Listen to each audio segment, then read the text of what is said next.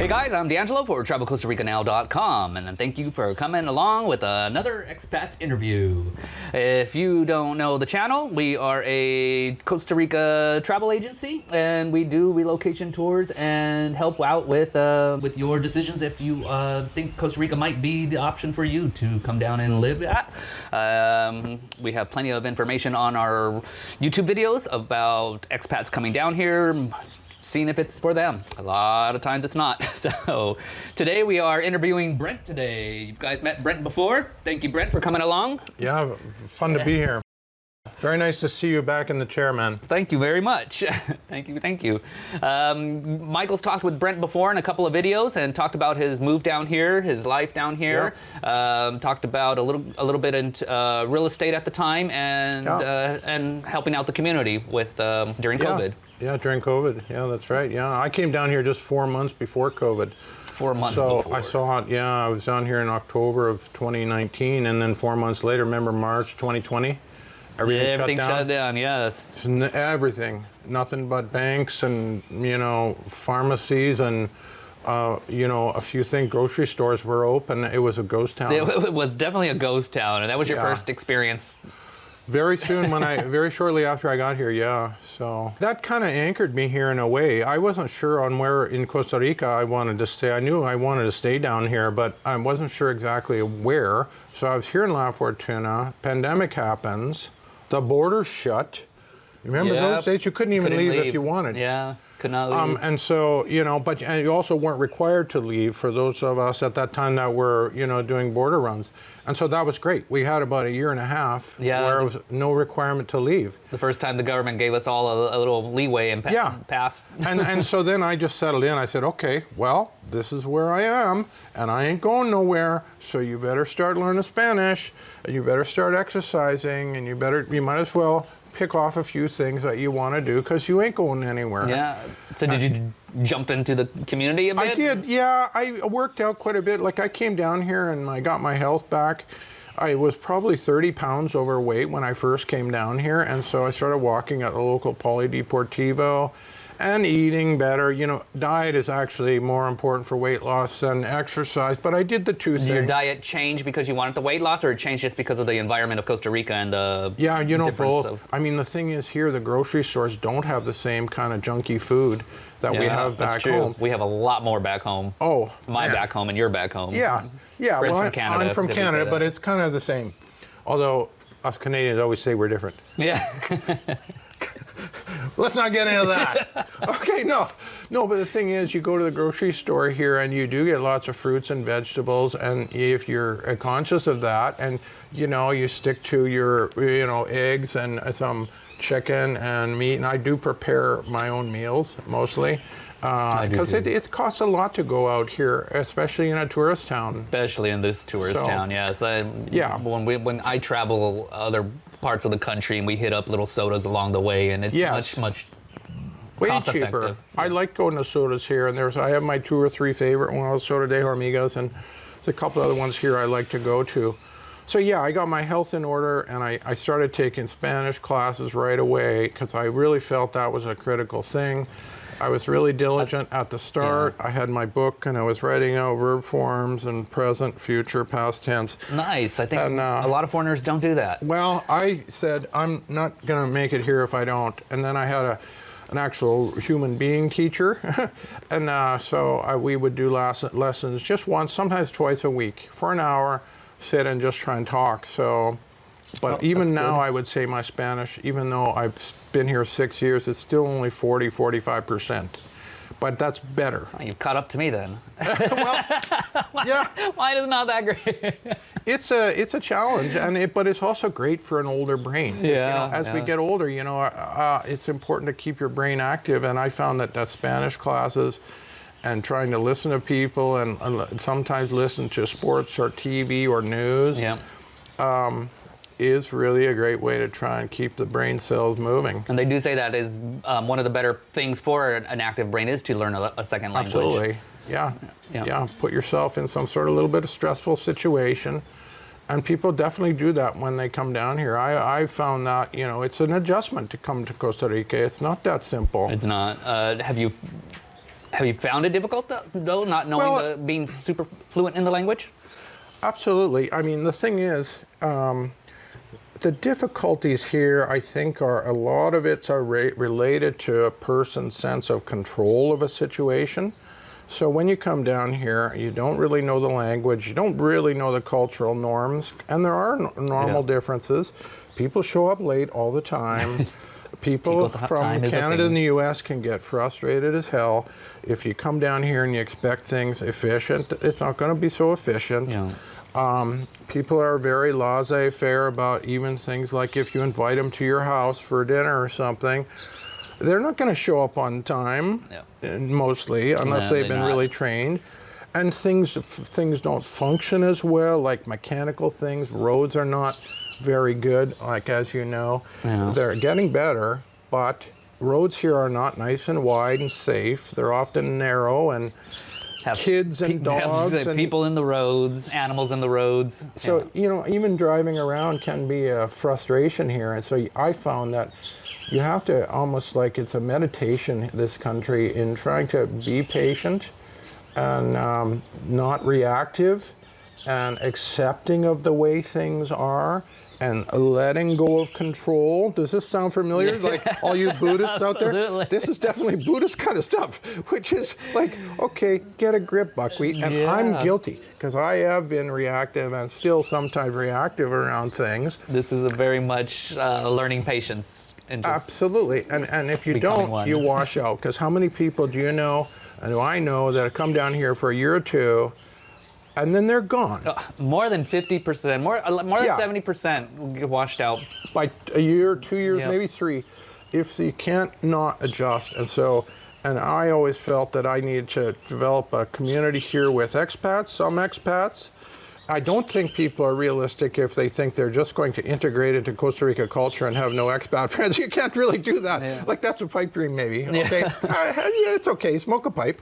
But the truth is, you're going to need some expat friends, and you want to make some Costa Rica friends, in my view. And so the key to that is language. And so, you know, some people do have really close Costa Rica friends, but it's often the case that those Costa Ricans are speaking English very well. Right, and that's a big hindrance to your ability to learn Spanish. It is. Because it just flows into English after that, and you never change over to try to learn Spanish or practice it. That's absolutely true. And it takes a little bit of attention and work, you know? Yeah, that's what happened to myself. I got Tico friends that spoke English at the beginning and just flew into English all the time.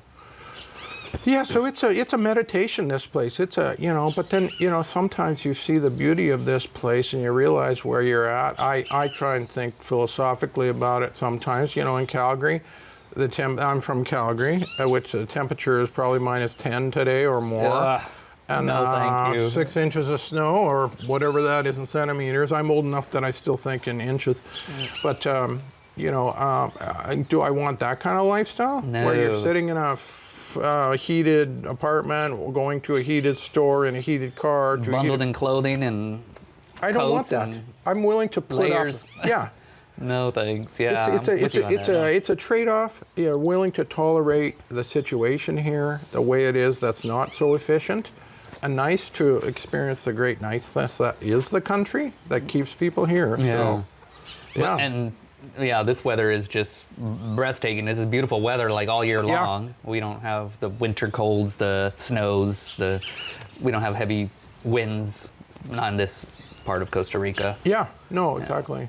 And you've traveled to other parts of Costa Rica. You looked at Atenas before at La Fortuna, and yes. You just fell into La Fortuna because that's where you got stuck in COVID, or? You know, well, in a way, it was just that I got stuck here. Yeah. I had arrived, and you know, like I said, very shortly after the pandemic hit, and I was here. So I said, "This is my place." It's not the best climate, in my view. I think it would be fair to say that the Central Valley of Costa Rica, from Cartago through San Jose out to maybe Grecia, or that area, the Central Valley, is also the most populated area of the country. It's a little bit higher up. The temperature's nicer. It doesn't get so hot. Sometimes it can get pretty hot here. Not as much rain. And it's not as much rain. So, but you can't have everything in life. So this is kind of where I started to develop a sense of community and connection. So I just stuck around. Yeah. You see yourself sticking around longer in this area? I have no intention of leaving or going back to Canada. That's not even a thought in my brain. It really isn't. No. Well, mine either. I don't ever. I did when I first moved here. I gave myself 5 years here. Yeah. And that 5 years came and went in the blink of an eye, and now I'm here. Absolutely. Yeah. No. The time passed so fast for me. 6 years. I can't believe it. Yeah. It does go quick. It's crazy. So let's see. Talking about living here, then, how's housing here? You don't plan to. You don't own anything yet. I don't. I just rent. I just rent. You just rent. Okay. And you want to stay with the renting. You don't want to. Yeah. I think my choice when I first came down here was just rent, because I don't know how permanent I'm going to be here, or either in this part of Costa Rica or like specifically here in other parts. So renting was convenient. It's not too expensive. And you have no deep-rooted commitment. I do some real estate down here, and I know that real estate often does not sell quickly. And so for those people that have properties that they want to sell them, they will often wait a year or two. And so I didn't want to have my money tied up in a property when I'm just a single person. Oh, yeah. Don't touch the mic. So that was kind of my thinking as a single person coming down here. And you want to have this flexibility as a single person, without dogs and cats and kids and wives and. Yeah. So, how is that life as a single person down here then? Oh, that's a very interesting question. I mean, relationships down here. I think every guy who's coming down here from wherever, there's all this idea you're going to establish a great relationship with a beautiful Costa Rican woman and live happily ever after. And I can see it in guys when they come down here, and I know, and lots of guys who have come down here, they fall in love, then they get married, then of course within a year they get divorced. I'm thinking of our one friend, and he spent 3 years in a divorce court. Oh man, that's a story goes around and around. Yes, I hear it a lot. That's really kind of heartbreaking, and that it's like a cliche, but it happens here all the time. Some of these marriages create children. And they're kind of stuck now. Yeah, and our buddy whose name starts with H, he's got a kid, a nice kid, and he's still here, and everything's. That's a great way to get residency, I guess, if you want to stay. It actually is. It actually is. If you marry a Tika, you can get residency quicker than other ways. Marrying or a kid. The kid, my friends and I, that's an anchor baby. Then you have a baby here. That's your foot in the door. Absolutely. But it's a bit challenging here having romantic relationships here, I would say. I have had a couple of relationships here. One that lasted about actually 3 years, and another one that was probably 9 months or so. And that was really great relationships, I would say, with a lovely woman who was very local, a Costa Rican that had never been out of the country. Most Costa Ricans haven't, by the way. A lot of them haven't even been out of their own little towns. Yeah, so you get a lot of kind of local, kind of down to earth. Yeah, they're not sophisticated, and that's no fault of their own. It's just the way it is. And so if and she's a sweet woman, but the language became an issue. It's very hard to have a really in-depth conversation with somebody if you can't speak the language properly either way. Yeah. I've got very efficient at using the translators that we have, and that helps a lot. And the cultural It doesn't help your learning, but it helps communicating. That's true. That's true. And so, that one, and then the second one, both of them kind of ended badly in the sense that both of them, resulted in some money being disappeared from my little hiding place. Oh, yeah. So, that's really heartbreaking. A lot of, I don't want to say they look at foreigners as money bags, but they kind of do. They kind of think every foreigner's rich, and even like the poorest of us foreigners, they still think we're rich. Absolutely. That is a common complaint here for expat guys especially. come down here and you're seen as an ATM. If you get involved with a woman, they always have kids, almost always. Yes. And so that means you're paying for birthdays, and you're paying for a bicycle, and you're paying for somebody's eyeglasses, and you're thrown into an instant family. Instant family, and you got all the responsibilities and maybe not so much of the reward part. So that can really be a stressor. People's expectations, I think women's expectations, Chica's expectations of their white gringo partners is that they're going to pay for everything all the time. Even when it comes to the mother-in-law, the extended The family is going to whole need help extended every once in a while. Yeah. So that becomes, not a really nice thing to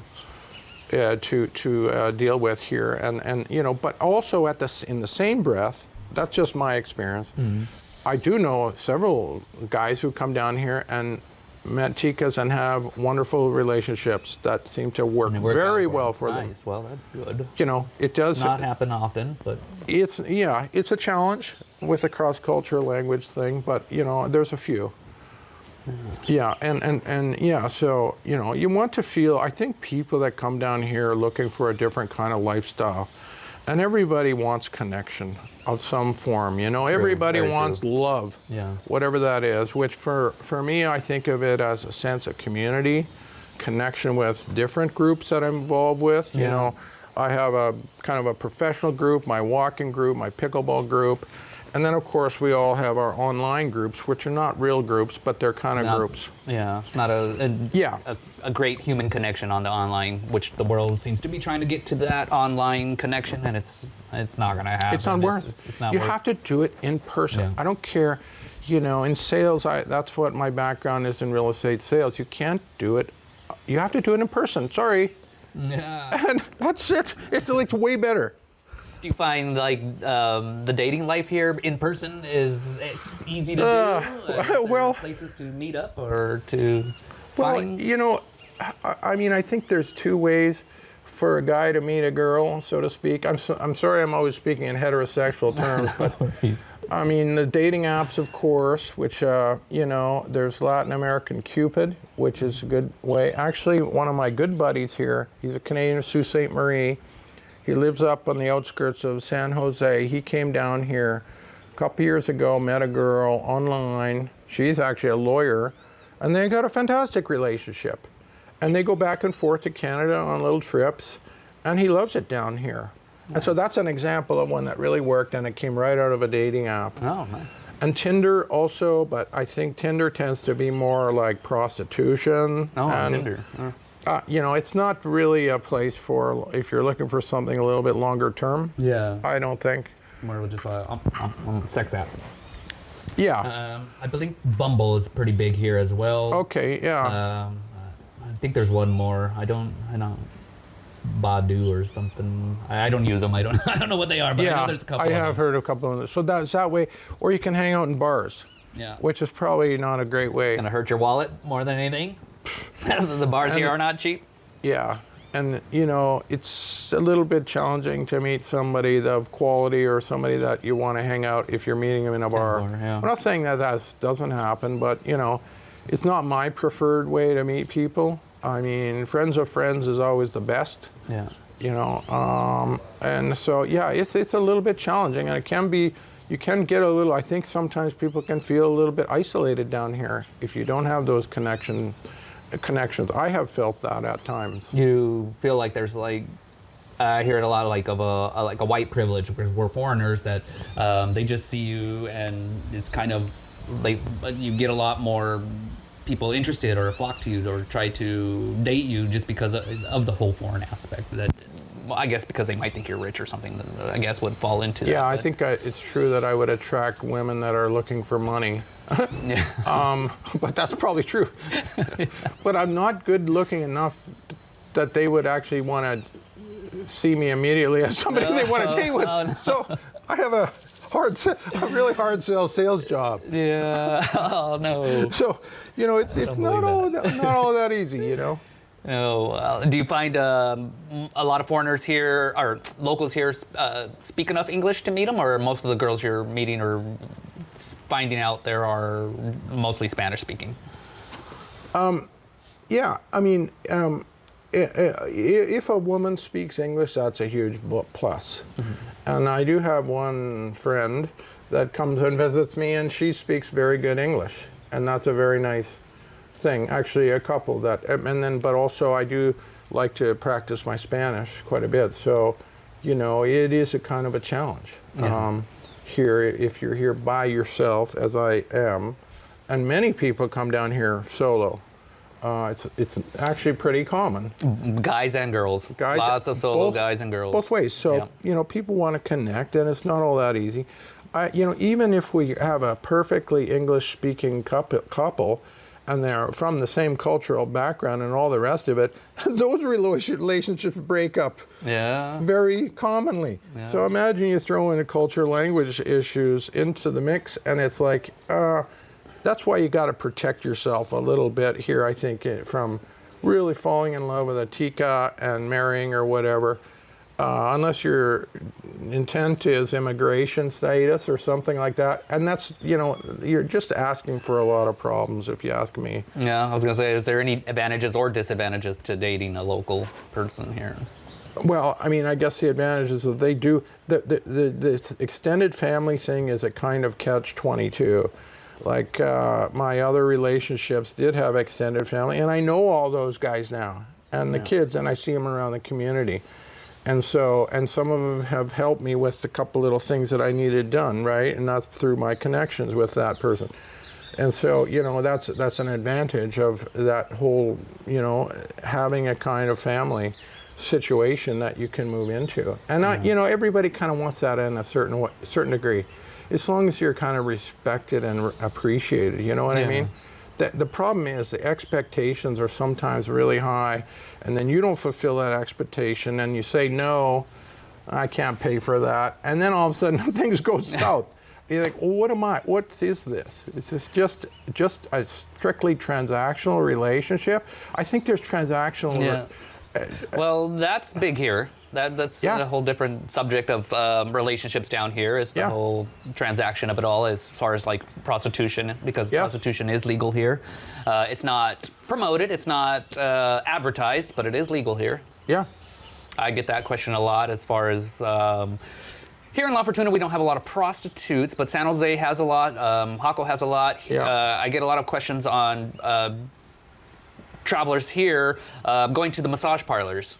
A lot of people think the massage parlors here are like the massage parlors in Cambodia or Thailand, where you're going to end up getting a happy ending. And you've been to massage parlors around Fortuna. That's not quite the thing. That's not the thing. Yeah, it's not. I don't know of even one, but I don't try and hunt it out. Most of the ones are here, proper therapeutic massage, Swiss massage, whatever.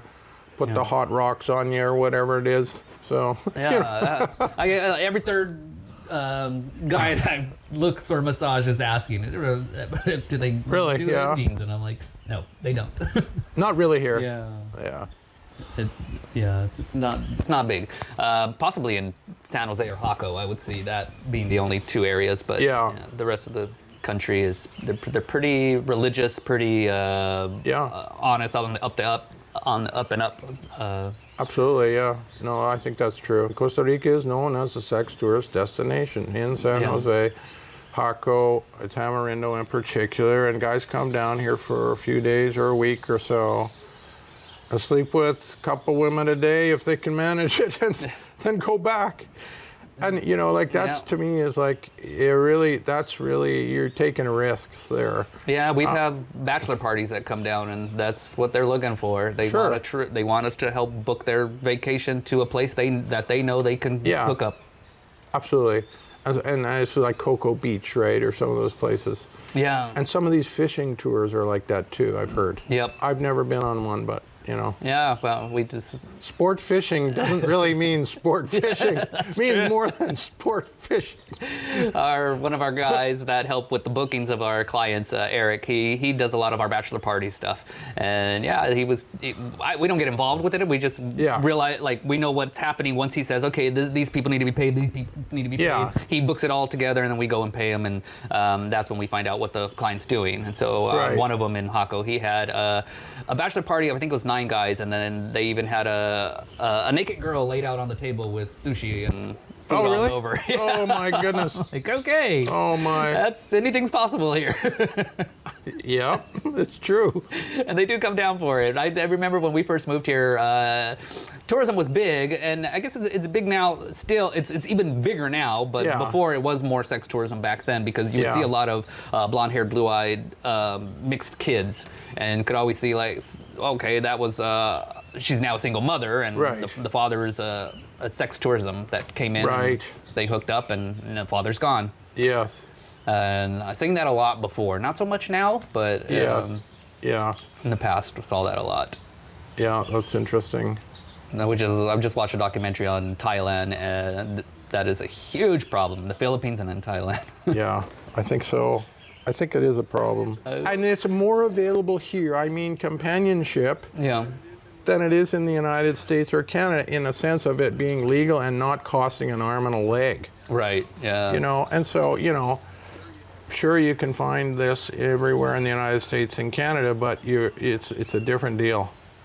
Yeah, it is. It definitely Yeah, is. so. And let's see. How about your day-to-day life here? As you find it, how different is it from back home in Calgary? Yeah, my routine here is pretty much I walk every morning,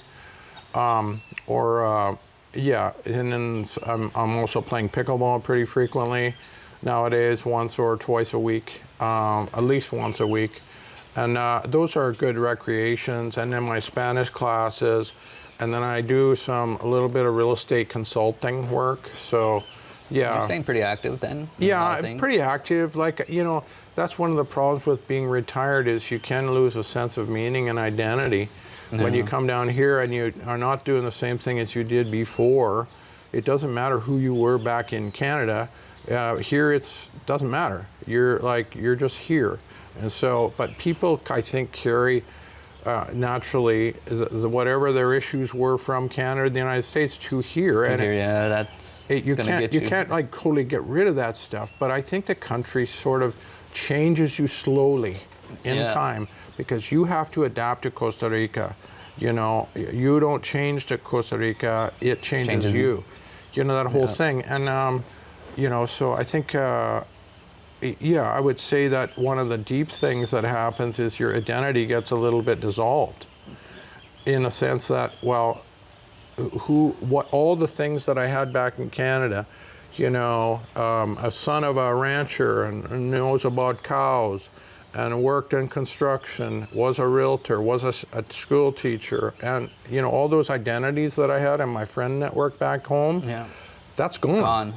That's gone. Restarted. That's a little twirling memory in my brain, and it doesn't matter here. It's irrelevant. And so that's where, if you have a really strong identity and your sense of being really tied to that, you can have difficulties here, because that will get pushed down into like a new thing.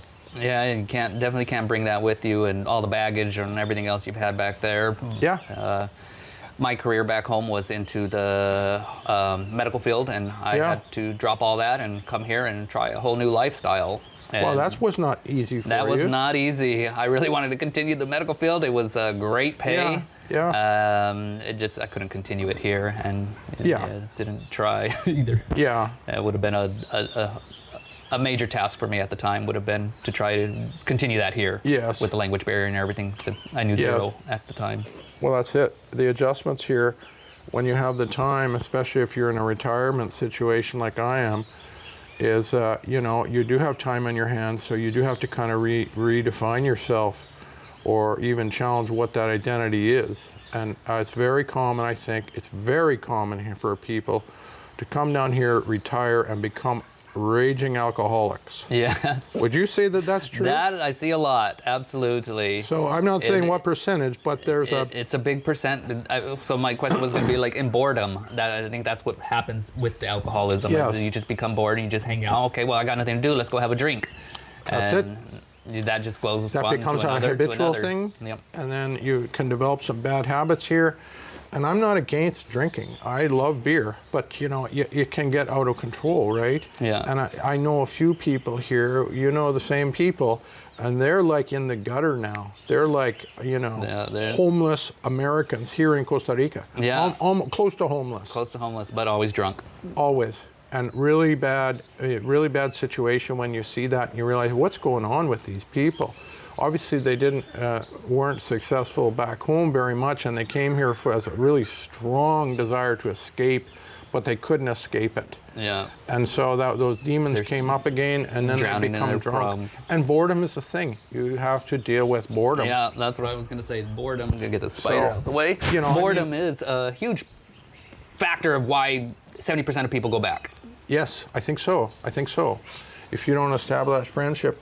On to still talking about drugs. I hope we don't get demonetized, but you know, the thing is, I came down here and I was pretty, you know, straight-laced and not, you know, but I have had about 4 not marijuana trips, I was going to say a mushroom psilocybin trips here, which, you know, for me, were really pretty impressive. Yeah. Have you done mushrooms before? I've done mushrooms here, yes. They grow in the fields here, so yeah. You can literally walk out in the cow patties and pick them out of the... But I bought them from a source here, and I've done a kind of clinical-like situation where I actually wrote down my intention, got my setting pretty good, did it in my own house, put on some nice music, you know, covered the glass, the eyes, and slept. And, you know, it does rewire your brain. I really think there's something there. There's definitely scientific data that it does rewire your brain. It helps connect it more. All the synapses, the little brain connectors are all growing more. Absolutely. Yeah. So I think that's part of the whole thing about being here, too, is you can do a few things that you probably would never do back in Canada, in my case. Yeah. And, you know, it's also part of... you know, like it challenging that whole thing about control and identity and all those things. The drugs kind of do the same thing. You're not in control. Your identity is kind of fake, and it's all made up in your head. And so you have to figure that out here. And so, I mean, psilocybin is not something I want to do every day. Not for me. Although people do microdose. I microdosed for a long time on it. Did you? Yeah. Really? Yeah. Okay. Well, you weren't getting high though every day. No. You were right at that a nice little tinge into the mental state, but it was we just they were growing here. So what I did, I asked one of the homeless man to go grab me some mushrooms, and he came back with a shoebox full of like 300 mushrooms.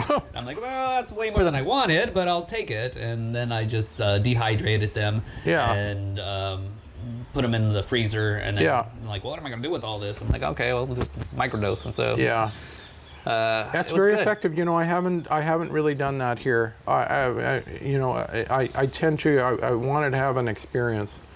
I may consider doing that. Although I feel really good after having done the trips that I have. A lot of clarity.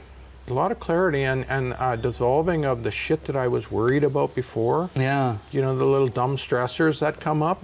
That's like you kind of get a mellow out. I don't care about stuff. It's not that I don't care because it's not important, but it's I don't care because I have no control over it. Yeah, and I don't need to worry about it anymore. Let it go. Yeah. And if you get that freedom from those things, man, whatever people have in terms of depression, PTSD, chronic stress, they all can go down. And what a wonderful thing. And then you're in an environment like this. Yeah, it would help. I would recommend it, but take intent like he did, or microdose. Don't just take a bunch, because you take a bunch, it can definitely affect you in a whole different way that you're not going to like. Absolutely. Yeah. I do have a friend that has taken it with me, and he is colorblind. Oh. And when he takes mushrooms, he ends up seeing more color. Really? Wow. So he liked it. He was like, he could start seeing color, and he'd be like, "Is that what you see when you see red?" I'm like, "Well, I believe so. Like, I see red. I don't know how." Like, well, how do you describe red? Yeah. This is like, how do you describe any color? Right. It's kind of like this, maybe. Yeah. There's different shades of reds. So. Yeah. You know what? The other thing is, I've heard. I never experienced it, but sometimes people's senses get crossed. So like, you might see red, but you hear red. Or you smell red. Yeah. Or like, like what the hell is that? It does. That's crossed in a good way. Yeah, a good thing it's a short trip and it's very safe. Yeah. But don't do it if you're schizophrenic or you got some other weird thing. Yeah, you'll panic. Don't panic. Yeah. Well, speaking of drugs, is drugs a thing here in Costa Rica? Do you see a lot of drugs around here? It's not really my thing, and I don't seek it out. No. I really don't. There's certainly people smoke pot here quite a bit, and that's available. And you can buy right in the Central Park in La Fortuna. I hear a lot of parents are saying, I want to get my kid out of here. I want to send him to Costa Rica to get away from their habit. You think that's a good, wise decision, or do you think those kids are just going to find what they do and they'll be here? Well, that's a tough one. If the kid's habit is like heroin or, what's the other one, the fentanyl? I don't know. Is there heroin and fentanyl here? I don't know. I think there is fentanyl. I haven't heard of heroin. Yeah. But there is crack. Is there? There okay. is. I don't know about these things. What is that other? I can't think of that. It's another white powder. Not Coke, but Flour. I can't think of the name. I had a guest here, and he had a girl from Hako, and then she was addicted to it. And it is, what is the name of that drug? Let's start with K. Ketamine. Yeah, it was ketamine. Ketamine. So yeah, ketamine was big.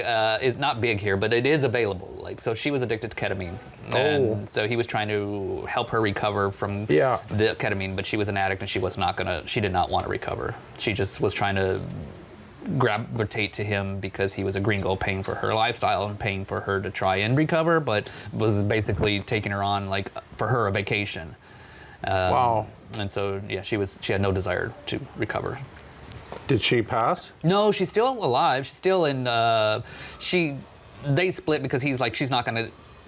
She doesn't want the help. Yeah. And I can't help her anymore. I'm just wasting money on her. And so he sent her back off on her way, and she went back to Hako, where she's a lady of the night in Hako. But that's sad. she's stuck on ketamine, which isn't good because when you're addicted to ketamine affects your bladder, and then you can have no control of your bladder. Ooh. And it's just a whole lot more that doesn't work for her profession. So I'm not sure why she's addicted to it.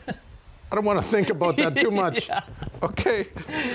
So that is around, but I've seen the drugs are I don't think heroin or anything like that. Opioids, regular. I haven't around seen. the counters. I haven't seen that. Like I always associate it with guys who are like really drunk, homeless, guys on the street. Mm-hmm. There's a few of those guys around, but not a lot. Not a lot. There really aren't that many right here in La Fortuna. Yeah. And then I see the guy the next day, and he's loading boxes in the back of a truck. So he's obviously got a connection, and he works. Yeah, probably, we have few street homeless people, and I don't even think they're homeless. I think they have a home. They just wander the streets most of their time. Yeah. And like you said, they go from helping out. There's one that just goes and collects trash and recycling stuff all over the neighborhood, all over the town. Okay. I stopped and asked him once if he gets paid for it, and he said no, because I had a car full of cans I was going to give him if he was getting paid for it. Yeah. He said no. I'm like, oh, okay, well, he's doing it out of the goodness of his heart. Yeah, well, he's been here in the community forever, and the community's like I think his I know background. that guy. Yeah. Is he kind of like bold? Yeah. Okay, yeah. I think I know that guy. Really? So I was shocked that they didn't pay them, but yet that they were still doing it, that's awesome. That's great. Yeah. We don't have many homeless here. Nor I was going to ask about, do you see a lot of Venezuelans or migrators? I have seen a couple. There was a guy and his two kids in front of Roseville a few months ago, and it kind of broke my heart. And I've heard that they're passing through, but I personally don't see them much. No, yeah.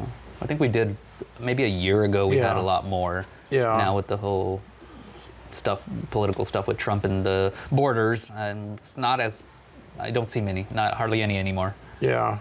I think like you said. Did we talk about cost of living down here as far as like the rent and groceries? Is it comparable to Canada, Calgary?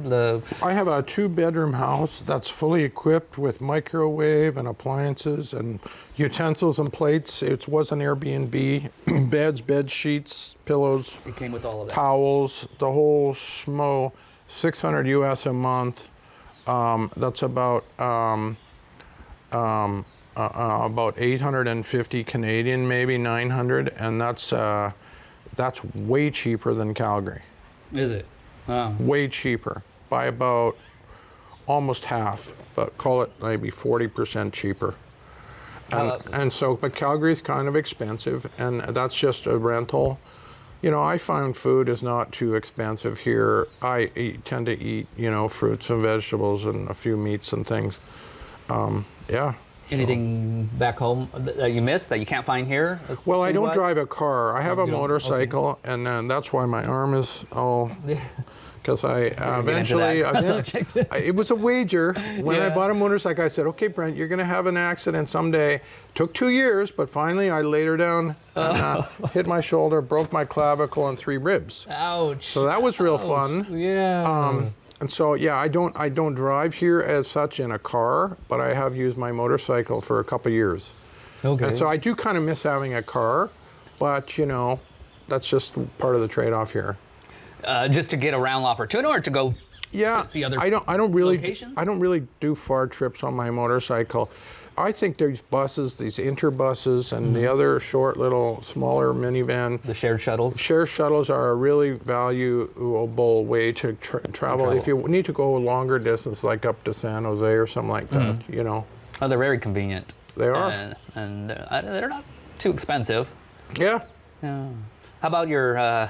Canadian dollar? Do you find that it's not doing very well? It's not doing very well. It's about 75 or 78% of the U.S. And the U.S. dollar recently has been going down, down, down, down. So that means that compared to other currencies like the Costa Rican colones, and so the cost of living here is going up slowly. It's a slow burn though, and you can't identify it with your eyes because the price doesn't change, but the value of what you're paying more in effect in colones, like say 1,000 colone bill will cost you more US because of the US dollar is going down, right? Yeah, which in turn costs you a whole lot more in Canadian. A whole lot more in Canadian. So it's, that's one thing, no control. What can I do about it except for, you know, that's about it. Not spend so much. Not spend so much. Okay, how about, so banking? Talking about money, how about banking? So do you have bank accounts here in Costa Rica? Yeah, I don't have a bank account here. Now, we were chatting about that before the interview. Basically, I use my Canadian bank account. I have a credit card and a debit card, and I also use PayPal. And about a year ago, maybe less, I discovered this thing called Bitcoin Jungle. Yeah, you were telling about that. Yeah, so Bitcoin Jungle is a local Costa Rican application that you can download onto your phone, and if you are a Bitcoiner, you can put a little Bitcoin into that application by just doing a send function from wherever your account is. Mine happens to be in Kraken or Coinbase or wherever your account is. So you can populate the app with a little bit of Bitcoin, and then when you go to buy something at a store, the Costa Rica system is called SinPay.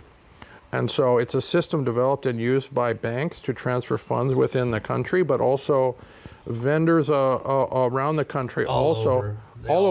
They all use it, and they can receive Bitcoin payments. So what I do is I walk into the grocery store and buy a 6-pack of beer, and then I pay them with this application. It's actually taking a little bit of Bitcoin out of my account and then converting it into colones and paying them in SinPay. So the vendor is happy. I'm pretty happy because of the convenience. Yeah. I get a real functional use out of my Bitcoin, which has been a complaint about Bitcoin. You can never use it. Oh yeah? How about try this? I actually use the darn thing daily because I like to kind of preserve my cash. I have my little cash stashes in my house, which is probably dangerous. But anyway, I like to, I'm just feel a little bit more comfortable knowing I have a little bit of cash available. And so I tend to use this Bitcoin Jungle application to make payments for everything. So SinPay is kind of like a Cash App or a Zelle or a way to mobile pay with cash. So I can pay. Well, I can't because it's only for locals. Foreigners cannot get SimpPay. So for a local, I could pay another local with their phone number. Yes. And it's just quickly, what's your phone number? Okay, here's your payment. Boom. Yes. And it goes to their account. Yeah. And it's not offered to foreigners. So it is more difficult if you're coming down here and you don't have residency to be able to use SimpPay. And like we said, they use it everywhere. Everywhere. Yeah. We just ordered a pool filter, and that company is in Orentina, which is like 3 hours away from here. And so they're like, just SimpPay us the money. And I'm like, oh, okay. I have SimpPay now, but I'm like, I don't have my account's dead. I don't have nothing in the account. Let me try to transfer money over to that. Right. And just this week I had to pay my lawyer, and he's like, yeah, just SimpPay maybe the money. And I'm like, everybody runs off with SimpPay here. Yes, it's true. And so a lot of people, when I go, they're asking, hey, can you just SimpPay me the money? I'm like, before I was like, I don't have SimpPay. And they're like, what do you mean you don't have SimpPay? Like, it's unheard of. Everybody has SimpPay. It's true. Absolutely. Yeah, but now I have SimpPay. Not the Bitcoin jungle, but that's a good option. That's a very. It is a good option. You know, even if somebody's not really a Bitcoiner, they could probably go to, say, a Kraken or Coinbase account, say, buy $500 in Bitcoin, send it to their wallet here, and then they'd have that cash available to SimpPay. Yeah. As a possibility, because we were talking about really funky payment systems where you would use your PayPal account to pay into another account, which you then would take cash out of off your credit card that's in your American bank, and then go to the bank. Banking is a struggle. Oh my God! I did that this week. Yes, it was my Arizona account. I had my money in my Arizona account, but I don't have my debit card because my debit card expired, and I can't get it mailed here. Yeah. And so it's sitting at my parents' house, and I was able to have my father take photos of the card, send it to me, and then I was able to activate the card. Yeah. So I could use the card on my phone and just pay with a tap. Yeah. But I can't get cash out. So in order to get the cash out, I had to send it from my Arizona account to my PayPal account. Yeah. And then in my PayPal account, I have debit cards, and so I was able to take out cash with my debit card. And my phone app for my banking was it's quite difficult. The bank makes it difficult to pay, and so I had to pay another lawyer this week, and he gave me his account information. I put it in, or I have to put it into the bank app. I have to add him as a favorite into the bank app, into my account as a favorite client before I can pay him. And I'm like, I just want to pay him once. I'm never going to pay him again. I just want to pay him and be done with it. No, you've got to register him in there and add him into your account, and then go in and then pay him. So then you have to log in with your password. Then they send a code to your phone, and then you have to download the phone second app to the bank. So they send you a little token of another secret code, and I'm now logging in 3 times, and I'm like, this is ridiculous. Which is why I went to the ATM, just grabbed the money, and went to another bank and paid it. I was like, this is wasting my time trying to figure out how to just add this person just to pay him once. And I was like, the SimpPay had no money in the SimpPay account, so I didn't pay him with that. And I was like, let me just go grab the cash, go to this other bank. Luckily, there was no line in that bank. I walked right in, and that was my day yesterday. I went and celebrated and had a beer. Man, yeah, that'll drive you to drink. This place definitely helps you meditation. Meditate on the insanity of life. Yeah, of modern life. Do you have any backups as far as your banking goes if something goes haywire since you don't have a bank here? Not really. I mean, like I say, I have my bank accounts with a credit card, and then I always like to have some cash. I use PayPal, and the third method would be this Bitcoin jungle. So I would say I feel fairly secure with that, because I have had experiences here where all of a sudden my credit card didn't work. Actually, I kind of forgot that my credit card was going to expire. Yeah. And I was going along, and then all of a sudden, oh shit, I forgot to apply for it. But fortunately, they sent it to me, and my buddy in Canada who receives my mail said, hey, I got a card here. You want me to send it to you? I said, yeah, please, send it to me. I need it desperately. So he went to the DHL office, spent $120, and it was here in a few days. Yeah, well, it took $120 to send it. Oh, have you ever done DHL? Yeah. It's a quick and efficient, but it's also freaking expensive. Yeah, so we overnighted a letter to the States, from here to the States. Yeah. It got there a little over a week later, and it was over $120 to get it overnighted, but it was never overnight. Yeah. Well, that security thing is a big thing, having your money available, for sure. I find you have to have a backup. Like, you have to have a backup, in case your card goes out, yes. and it's terrible. So on my PayPal account, I have 2 cards. Yeah. So they expire at different times. Okay. And so when one expires, I hurry up and reorder the new one and try to get it down here. I don't normally mail stuff down here, but I have somebody bring it down. Yeah. That's something I should consider is getting it's just a PayPal debit card. Yeah. Because I don't have that, and that would be handy. That would be like a fourth, It's worth it. And they only give you one card. Okay. They give you the option of a second card, but it can't be in your name. So I put mine in my friend's name, and I just have the card. And Michael put his in both in his name, but he put his name in Michael in lowercase and one, and Michael in uppercase in the other, and it worked. They sent it too. And so I'm like, well, I didn't think of that. I'll do that next time. Right on. Or I'll put it in my dog's name, Chispa. And nobody's gonna check it. That's right. Nobody's gonna check that. Chispa. Great name. And she'll just go buy some bones at the store. That's it. She doesn't cost much. No, I wouldn't imagine. How about, I see you're in the sling. Let's talk about the sling. You had a motorcycle accident. Yeah, no, I set my motorcycle down on the roadway, going slowly, no other cars, no other people involved. I just basically fell over in the rain on a gravelly road at night, and I broke my clavicle and 3 ribs. So I have been remarkably healthy down here until this accident, which happened in November 8th. So then I got a whirlwind tour of hospitals. You started with the clinics here? Yes, got x-rays here. I thought I just separated. Anyway, found the breaks, went to San Jose, went to 2 hospitals up there. One wanted $14,000 to staple my clavicles together.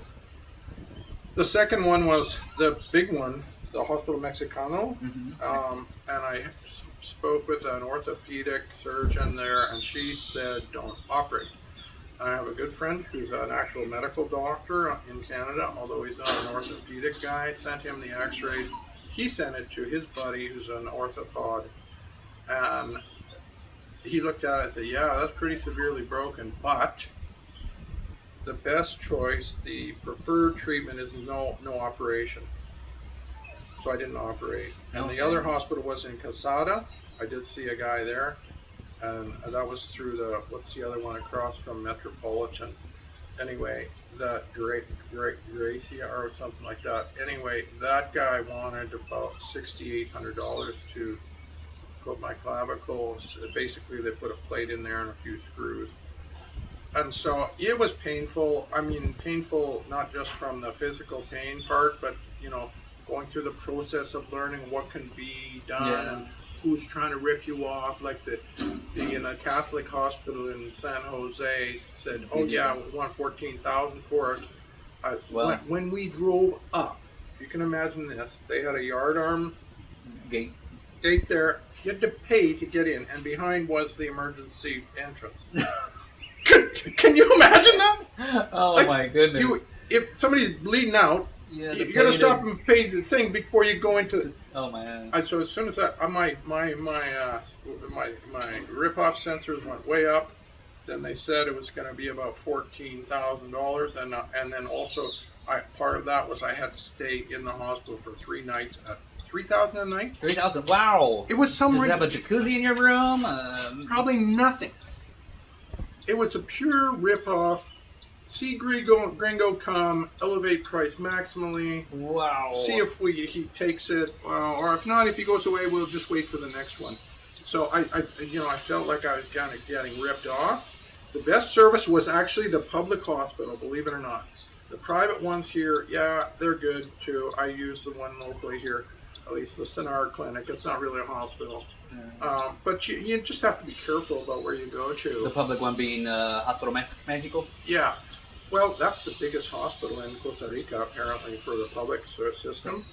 And walking around that hospital, I'll tell you, that's an eye-opener. That's like descending into Dante's Inferno. Yeah, I've heard the number of people on gurneys with open wounds and just like in pain, moaning, and people with all sorts of injuries and afflictions. And you're just walking around, all you want is an x-ray. Yeah. And you get to see the worst going on. Most injured people in the whole country are there. Not enough rooms, I guess, and so people are everywhere. And so and they were doing construction, of course, in one part of it while So anyway, I mean, my view is that I did actually get good service from the orthopedic surgeon up there. And then my diagnosis was to not operate, so that I'm going to let the bones come together, and that was also confirmed by my good friend who's a medical doctor who talked to another orthopedic. They said don't operate. Don't operate on it. You have to go back, get it checked up? Well, I did go back and get another x-ray, and I that's about the only thing you can do. And the ribs, ribs just heal in time, but they're painful. Every breath. And then if you laugh, somebody tells you a joke, you want to punch them in the laugh throat. or cough. Coughing. Those are deadly. You know what's the worst though? Sneezing. Oh yeah. Yeah, that's next level. Not a broken one, but I've had a bruised one, and that was not a fun time at all. Not at all. I know. For some reason, bugs are going after my head. Yeah. So that it was not a great experience, but it's also understanding the country. Like if you have money, you can pay for healthcare here.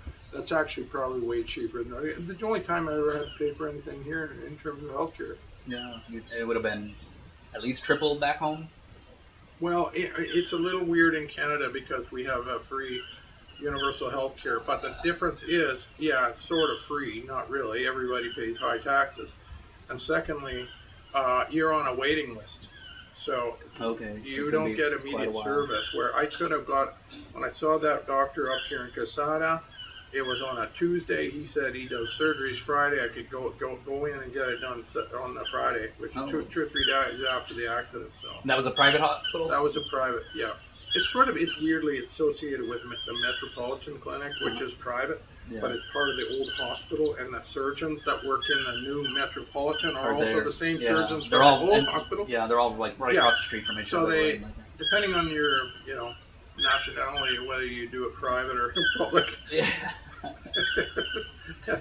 and the fee is dependent partly on that. But you kind of accept that here. I think you just say, well, if you need it, you can pay for it, and you can get it now.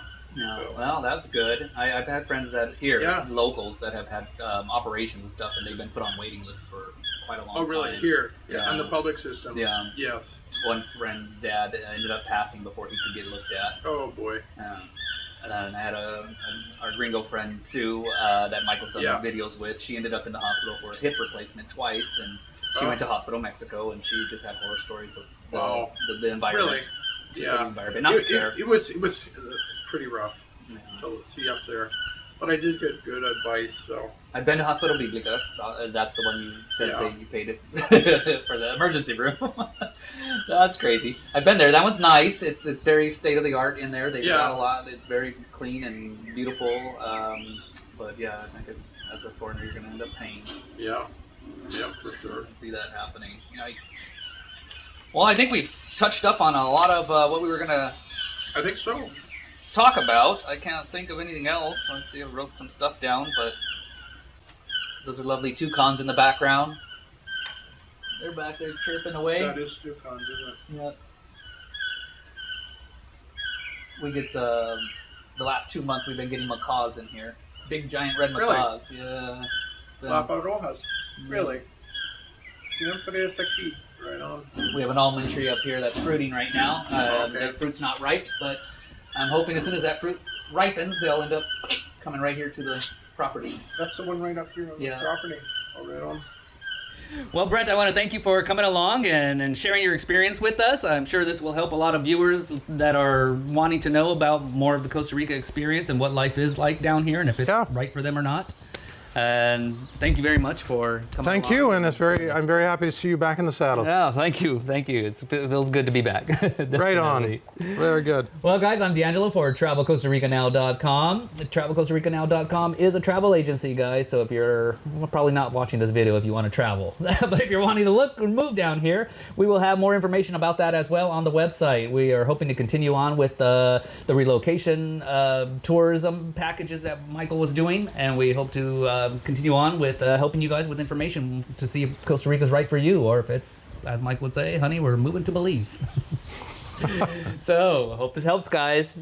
Oh, and comment down below. Fill out the comment section with any information you guys might want to give us as far as what your experience was on any of the topics we talked about, especially like banking. Banking has a lot of different ways you can do the banking down here. We do our 2 ways, and there's more ways than the 2 ways we do it, and it would be a lot helpful for a lot of people if you just put that in the comments as far as how you do your banking and how as far as not having an account here in Costa Rica. There's a lot more options out there. And anything else you want to add into your the dating life, put that down there as well. But just leave us some comments, guys. All right, peace out. Hope it helps.